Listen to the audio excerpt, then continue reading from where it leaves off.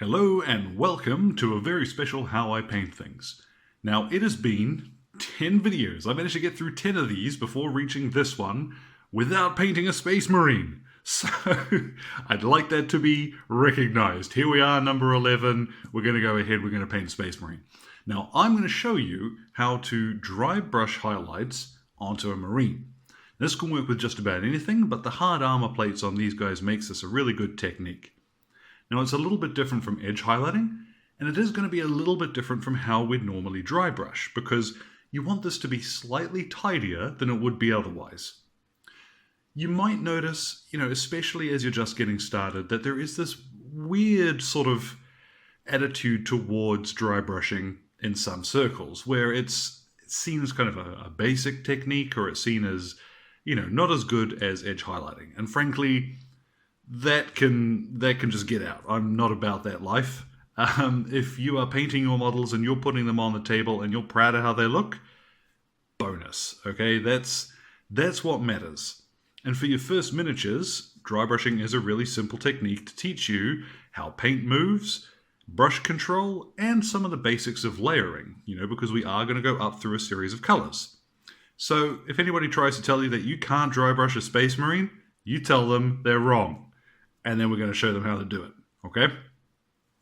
Where we're going to start, I've decided today I want to do a Blood Angel, because everybody wants to paint Ultramarines. I collect Ultramarines, ironically enough. But let's do something a little bit different, and we're going to take it outside the box. We're going to do nice red Marine. Now I've sprayed him with Mephiston Red to get started, and then I've given him a quick once-over with Mephiston Red from the pot, just to smooth it out. It is a little bit brighter from the pot than it is from the spray, so it's important you go back, you cover that over. Now, we are going to paint today this Blood Angel, but I'll show you how this works on others too. So we're going to start off. We've given him his Mephiston Red.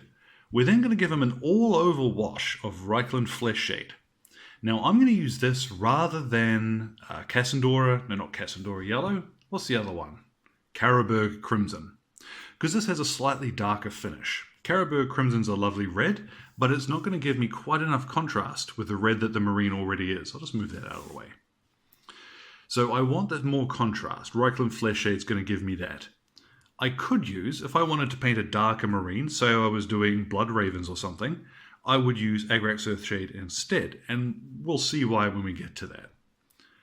Once that's dry, I'm actually going to go back and we're going to overbrush Mephiston Red again. That works similarly to a dry brush, but I want to put a bit more paint on. Okay, so rather than catching the highlights, I'm really just bringing up the base color again and avoiding the recessed shade.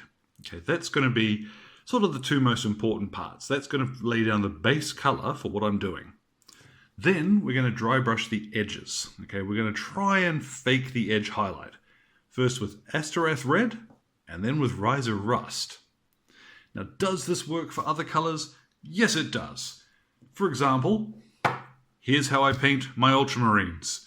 Macragge Blue, Drakenhof Nightshade, Overbrush Macragge, Cronus Ethereum. Bang! Okay? Does it work for yellow? It works for yellow. You'd start from a white undercoat, then use a couple of thin coats of Aerial Yellow, Vegan Orange, yellow again, Hexus, Terminatus, boom! Okay? This technique will work for just about any color. It works the best if there are a couple of dry paints that you have in the range to use for this. But honestly, because you can dry brush with any old paint, this will work for anything. Alright, this is a really easy way of doing this. So, let's get started. Our very first step, once we've gone ahead and we've got the base coat nice and smooth, okay, so that little bit of paint out of the pot to even them out, let's get our Reikland Flesh Shade. Now, as ever with our washes, this is an incredibly complex and difficult step to master. Just take a second here. Make sure you're not missing any of the recesses, okay? This is the most important part of getting this wash down, is we want it to be our shading. So you see how that's getting into the crevices, all the cracks in his armor. It's going to introduce a little bit of depth, but it's not going to fundamentally change the tone of the red, which is what Agrax Earthshade might do in this case. So I'm going to go around now, and I will finish off washing him, or shading him, and then when he's had about half an hour to dry, Maybe even give them a little bit longer, because it is incredibly important that this is dry before you go on to the next stage. After we've given them plenty of time to dry, the marine you can see is nicely shaded. That Reichland flesh shade doesn't give us too harsh a recess, and it doesn't really mess up the colour either. It's quite nice. We're going to go over in a little second, we're going to give it some more Mephiston red just to brighten up that colour again, really make that transition between the two of them stand out. But I just want to quickly touch on how important it is to let these things dry naturally. Somebody did ask me if it's possible to speed up some of these drying steps, and well, the answer is yes and no. It is possible that if you've got a hairdryer or something, you can very quickly, blast over this, dry up the wash beneath. But sometimes what that'll give you is a sort of glutinous, messy effect because it's not designed to dry that rapidly. Likewise, don't be tempted to just drop them on a radiator or something. The best thing for these things is to really make sure that you just let time do its job and let them dry naturally. So, that explanation aside, let's give them his overbrush and bring that red back up. Now this is a really old Citadel tank brush. If you've still got one of these things, they are fantastic. I've got this because I like the rounded brushes. You can find round tip brushes from other suppliers. Citadel unfortunately doesn't do them anymore, which is a bit of a shame. You can use a flat edge dry brush for this. It doesn't really matter. One of these will do the job perfectly well. It's just familiarity that I'm going to use this one. Reason being, I am going to apply this in a circular motion. So when I'm dry brushing it on, rather than going up and down, I'm going to move my brush like this, because I want to try and make sure I'm not going to end up in any of the detail. I'm just going to leave that paint behind on the high points. So as ever for dry brushing, get a little on your brush and really work it into the bristles. If you've got a raggedy old brush like this can be a bit of fun. You want to make sure you're not leaving too much behind. So again, you can just dry brush the edge of your base to give you an idea of what you're going to get. And then I'm just going to go and circular motion, mostly. There are some places where you'll just go up and down, but just start bringing that red back up. So it's taken me a couple of passes to get that good strong red back up, but you can see that suddenly all of those recesses are nice and shaded, and we've got that strong Mephiston red back up again. So that only takes me a minute or so just to top that off. You could skip this stage if you were in a bit of a rush, but I like it just to round things out. Next thing we're going to do though, is we're going to get onto our highlighting stage. Okay, so we're going to go to Astartes Red, which I always want to call Astartes Red. I blame Morrowind for some reason. This time though, you really want to make sure that you've got most of it off your brush, because if any of this goes awry, you're really going to notice it. So we'll dry brush here, the edge of our base, and you see I'm not leaving much behind at all, but I can go back over and I can bring this color up with a little bit more red. So I'm going to start, we'll do the vent on his helmet, and just pull back, and you see there's a very sharp edge to it. I'm going to do the sides as well, and I'm being very deliberate here, very careful. This is almost edge highlighting. You can see that really nice sharp red edge. Okay, so that works on anywhere that you want there to be a highlight. So we'll do his belt section 2 here, and just very quickly run the brush across and then come back the other way to do the other side. And you see it does require that you build up the color, but it doesn't need to be a big messy dry brush. This works particularly well on these Marines that have got the hard edges on their knee pads too. If you've got the round knee pads, that doesn't matter too much. But again, just carefully picking up those edges, go over it a couple of times, and you see what a difference that makes. Okay, now it's noticeably not edge highlighted. This isn't as clean and precise. But as far as getting a highlight on the model quite quickly, hey, this is the easy way. That's what I want to show you guys. So I'm now going to do that across the whole model. I'm going to pick out all of these areas where I want there to be a nice red edge. And as I say, you want to take your time, build this color up, and if you need to come back and do it again, you can very easily tidy this up as you go. What a difference a dry brush makes. Now you can see that it isn't as defined as an edge highlight would be, but it's quite nice. Now it's a little bit more difficult to see on the camera than it is in reality, just the way the lights work with it, but that is, you know, fairly simple, and it'll give that nice edged effect. Now we can follow this up. We're going to make this look a little bit brighter even still. We're going to use Riser Rust.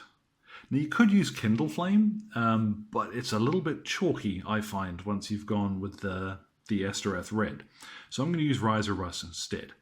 Now as ever, you 300% want to make sure that you haven't got much on your brush for this, but this is how we're going to fake out really sharp edges without our red looking too orange.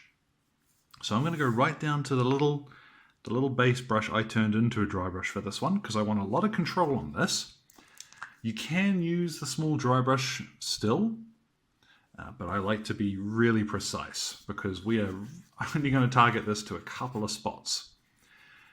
So we'll get, first of all, the vent on his helmet. It's a great example.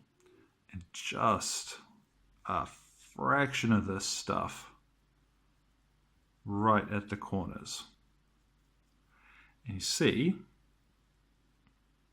how it's not too extreme. It doesn't go orange, but it's visibly a little brighter than the highlights around it. So same too on his knee pad. Quick blast of that. Let's do the same one over there. And voila. Okay, so anywhere that I want a really defined highlight, I'm going to quickly spin around and touch that up. So there we have the effect of that Riser Rust over the top of the Astartes Red, just in a few select places to really accentuate those details. And what a difference it makes. You know, those highlights, they really scream on the miniature, but they don't look totally orange. Okay, this is very, very close, especially if you're painting using edge highlighting technique, to the way that the studio would insist you then use a little bit of orange for their extreme highlights. Now this is a matter of moments, okay? It's really simple to do. So what I'm going to do now is finish off the rest of his details, okay?